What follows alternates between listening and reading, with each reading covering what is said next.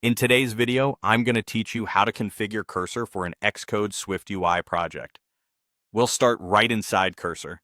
Instead of opening the Xcode proj file, open the entire folder that contains your Xcode project. Using Open Folder ensures Cursor can see your sources, resources, Swift package files, and any supporting scripts. That full view is essential for navigation, search, and AI features. If you only open an individual file or the project file, Cursor won't have the complete context it needs. Next, head to the Extensions area in Cursor and install Swift language support.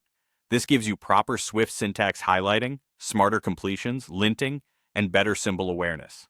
If you're prompted to reload after installation, go ahead and do that.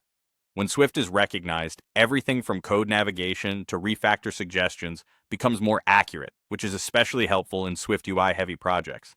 Now, let's index your codebase for AI understanding. Click the gear icon in the top right to open settings, then confirm that your project is being indexed. Indexing allows Cursor to map your files, types, and relationships so the AI can answer questions using your actual code. For larger projects, give it a moment to complete. You'll get better results in chat, inline edits, and code explanations once this is done.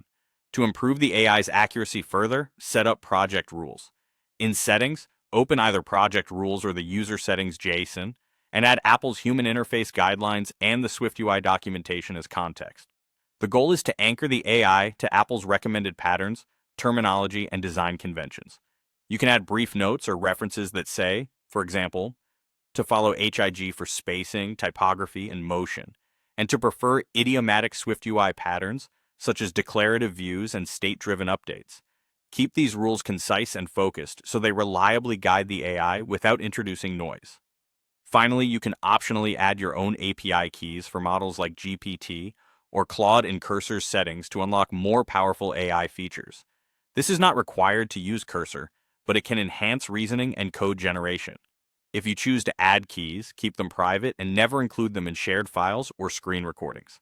Once you've opened the project folder, installed Swift support, indexed the codebase, set project rules with Apple's guidelines and SwiftUI docs, and optionally configured AI models, you're ready. From here, you'll get smarter code suggestions, clearer explanations, and UI guidance that aligns with Apple's standards as you build your SwiftUI app.